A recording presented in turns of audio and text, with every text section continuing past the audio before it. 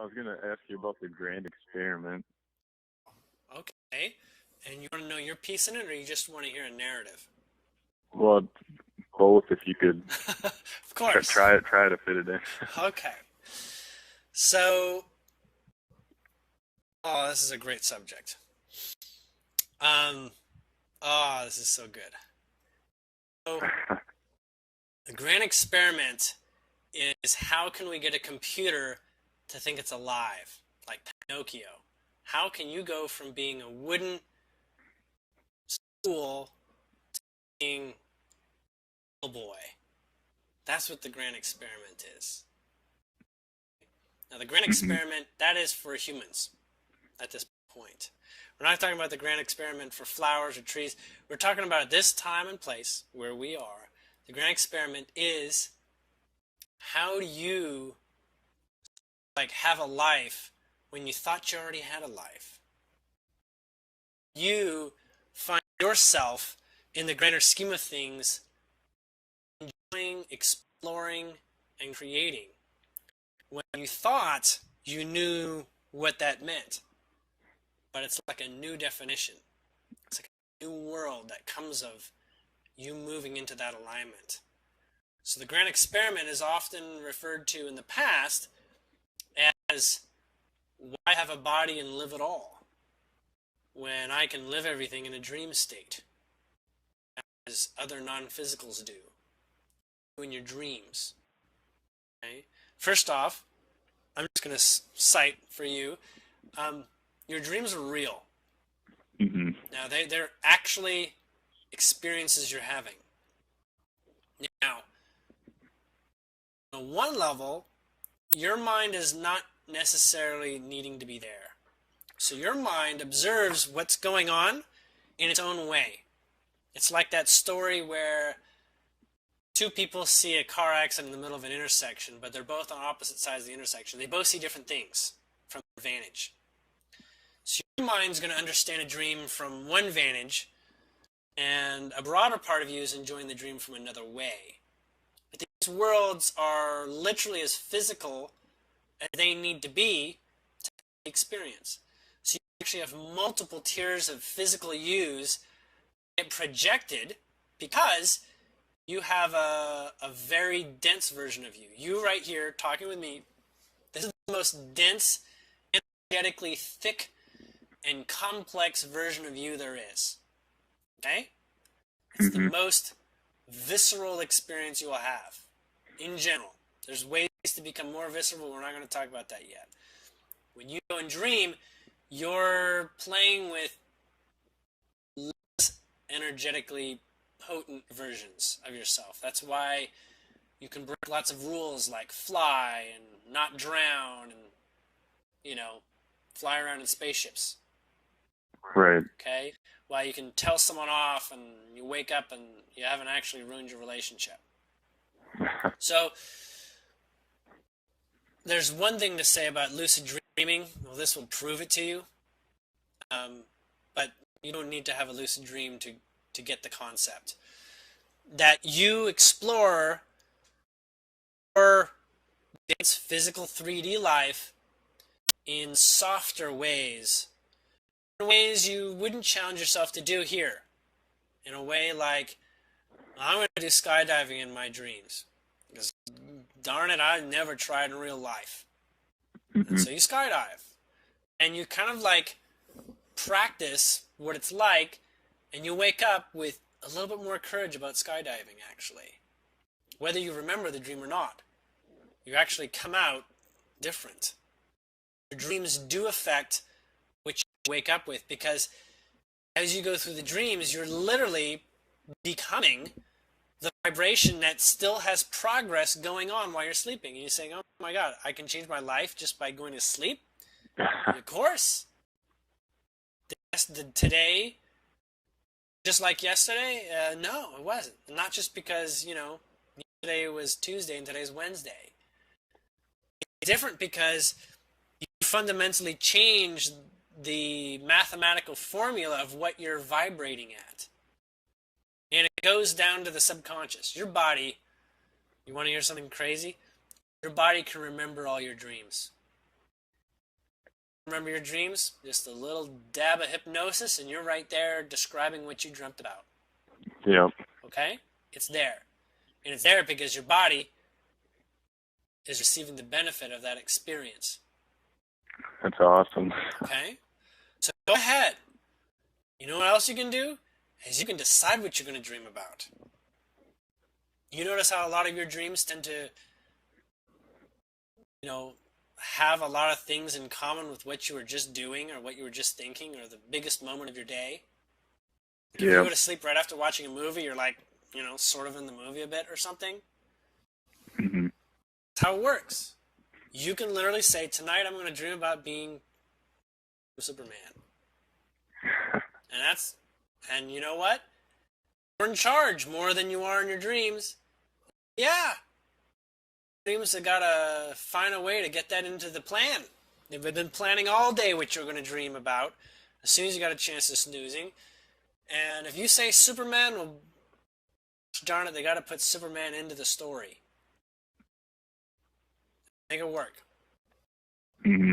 And then you do that enough times, you'll start waking up and realizing that you planned it out. And you're awake in your dream, and then you wake up suddenly because that's not really why you were sleeping. You're like, oh, I like being awake in my dream. Well, that can happen. But pulling this back back to where we were going with the grand scheme of things, is literally all possibilities existing as literal locations in time and space. You can be experience that you saw your neighbor have yesterday. Well, how do I have an experience that my neighbor had yesterday? How does that work exactly? Well, gravitate towards that. So what do? You ask them. You just ask them, what were you doing yesterday? You listen to them, you can, sort of not really pay attention, just hear the words because it's just not interesting. Like, I asked you, but now I'm sorry I asked, But you could ask, and you can, literally, if you take your time, especially when it's boring, because you're not missing any nitty-gritty details, is go in. Imagine being him. Literally, viscerally feel like doing it. Like when you're reading a book and your visualization mind is going, right? You can sort of see what's going on in the story, and you can kind of put things together and what you expect. And you can ask him for a couple details. It's like, was it like this? Or was it like this? And then you can yeah, okay, great. You can ground in the visual. It's amazing things that can happen from that. You always have that opportunity. And you can do that for anything. Somebody draws a painting of a beautiful forest, and there's a fairy in it somewhere. You're like, man, wouldn't that be cool? There's a forest with a fairy just like that. Well, there is, and this is the window. When you feel comfortable enough, you can walk through that window. It's called a portal. Imagine yourself. Close your eyes a little bit. Imagine yourself in a forest like this. Maybe you don't need all the little details, but just the idea that it's a forest that looks pretty much like this is good enough, right? You don't need to count each leaf and see if it's all in the right place. And then you see the fairy the way it is, and you can say, hey, this is pretty cool. Start to explore it. Now, what does that do for you? You say, well, okay, that was a fun little game of imagination. Guess what? You just made that more real in your vibration because you remember it and you went through it. You had the experience, just like a product of, your dad slapped you when you were a kid, you never forgot about it. Well, you just had an escapade with fairies and a beautiful, painting. You just, went through a scene like in Mary Poppins, and you're here. Now you say, well, that's not real. Well, now you just sort of erase the painting. Now you just sort of shove it under the carpet. That was really fun. That was kind of cool. Do it with friends. You'd be like, oh, wouldn't it be cool if I was there? You see that little nook in the corner there in the painting? I wonder what that is. I'd like to see where this stream goes, or I want to see, if there's other fairies here. And you just sort of visualize the story and vocally narrate it. Vocally share it because it makes it even more real when you vocally share it. And you can like go around and check stuff out. Now you step back. So, well, that was fun. Was it really? Well, if it really was fun, guess what? You're going to see more of it. You're going to see that start to come alive in all new ways, because that's how you choose reality. You observe, you connect, you call it empathy, or you call it excitement, whatever. You observe, you connect, you've now just included it. As easy as eating a chocolate bar. Okay? It's that simple. And people make it out to be more than that. But if you take the time to observe what children are doing, by golly, they are amazing creators of their reality. Mostly because they don't have too many distractions. You know what? They're still busy thinking all day long. What they are not doing? They're not saying, this is a crummy world that's got bills and murderers and all sorts of things to worry about. Right. They just don't put that in. Need to. You don't need to either. No one needs to. Mm-hmm. The need is this idea that says, you know what? When I was a kid, yeah, life was simple. And I'm ready to take it up. I'm ready to go from the 2x2 Rubik's Cube to the 3x3. I'm ready for that level of complex consideration of multiple factors. You know? Ready for that. And then when I'm really like going for, getting all A pluses in high school and college, and I'm into the 4x4 Rubik's Cubes, and sure, if that's exciting for you, then fantastic. If it's not, there's nothing wrong with sticking with the 3x3 or even the 2x2 level of complexity. But this world makes it out like everyone needs to be trained with the same skills. Not really. Doesn't really work that way. That's a guideline. What you do with your life ultimately is far superior to what anyone else can propose. Because what you do is you get to make all the decisions about everything. Say, I like this, I like this, I like this. I don't like that, I'm moving on. Judge it, just like a buffet table. You don't judge it, you just take what you like. So, going back to what is it all about, let's get a little bit more cosmic here. It's about, on one level, some people have said mastering 3D. Mastering this level of energy. And the Pleiadians, they kind of go with that too, because what they're saying is, you have more energy here than we do, most of us, where we are. Okay? We're a collective greater density. We have more energy to work with. Mm-hmm. They actually describe it, they have described it to me as the Superman alien scenario.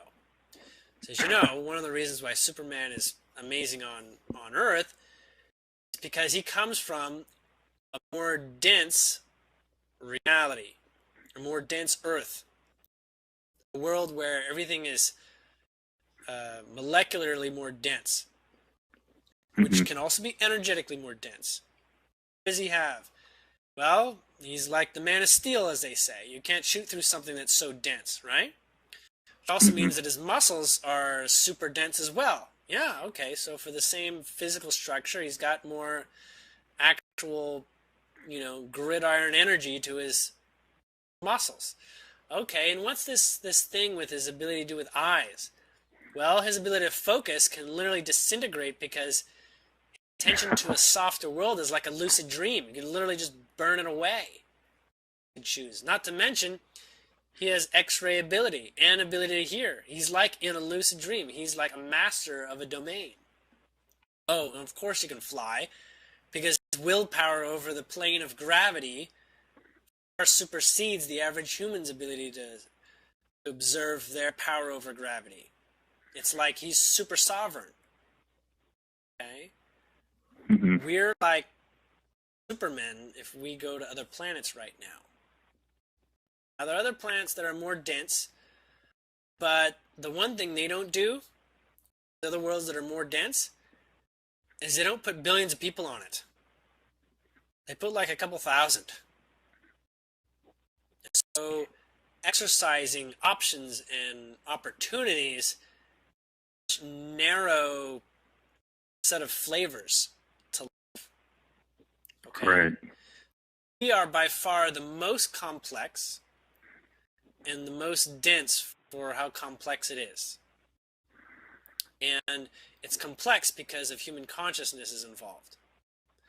And for that reason, we get to a place where we not only are moving in a direction of having a star race, ships and all this sort of thing, but we start adding on to the star races that exist, that have been going for millions of years and have not come up with new technology. We're literally here to bring more to their reality. Mm-hmm. It's like an lucid dream. We're being, and that's why they're very excited, most of them. Some of them are a little bit like, oh my God, what are they going to make? Are they going to make a new atom bomb? No. We've gotten past that. They said, no. If they start doing that, we'll stop them. We'll stop them from destroying themselves in this timeline. And then you've got the whole notion of timelines. Okay? We are supposed to know about timelines. That is extremely clear. That we are not, if we want to be who we really are, we are not to be hampered by time and space, which are the same thing. Okay? It's just a form of measurement. Measurement of distance. A measurement of relativity of this energy to that one. Okay? And there's relativity that doesn't even need time and space, as you're aware. These are the lighter levels. Everything that's lighter perceptively is much more open to not being affected by gravitational pulls. We're affected by gravitational pull of the Earth, and likewise by the Sun, and likewise by the galaxy. And so these give us predetermined episodes to try out on the amount of gravity. Gravity also determines density. What's also interesting to note is that this world has multiple levels of density. I'm not talking the difference between rocks and air. I'm saying there are other worlds right here, right now, that work on different levels of dense energy and not. Mm-hmm. And you can experience them. Some people call them astral, ether, all these other things. But these other worlds don't create such a strong line as to what they consider real and what's not real. There's other places, and in other worlds, what's real and not real is a much, much softer line because they know that fundamentally freedom is the place where you can explore. We've been given what's called a box, a 3D box. And this 3D box describes the end-to-end of human experience.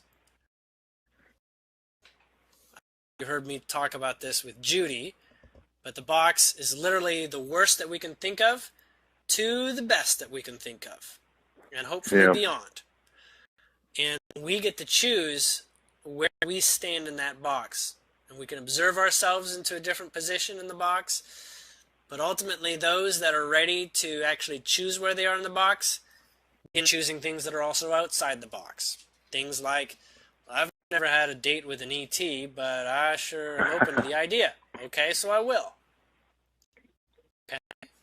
And, you know, I've never flown before, but I'm open to the idea, so I will. And I'm going to bring this into this box. Now, is there a bigger box? There is a bigger box. And everybody will be transitioning to a larger box soon enough. But that box size is determined because all realities exist, all boxes exist. That box size is determined by what makes you excited to have it. Now, many limitations you don't realize you're excited to have. Like, I've never been to Bahamas. I would like Bahamas to not be cleared off the map. My reality. Okay? So that's still there. Now, do they have genocide in Bahamas? Who knows? But fundamentally, genocide is just, not. I've seen genocide, and I said, yeah, I can learn a lot from that, but mostly no. If it's going to be genocide, it's going to be like, what's the world-breaking tickle fight there is? Thing. And everybody gets to have their experience. Now, I'm being very blunt and clear about this, but what is fundamentally very confusing is if I get to have everything the way that I want, then what about everybody else? Is that where timelines come in? That is where timelines do come in, but also it's just another way of describing space and time. Everyone is kind of like a unique pattern. You're familiar with this, right? Everyone is like a unique personality, and they're a product of everything they've learned here. But it will say from a mind's perspective, the physical body has a life that is a product of its environment and all this. It's also a product of much more, but let's just not make it too complicated for the moment.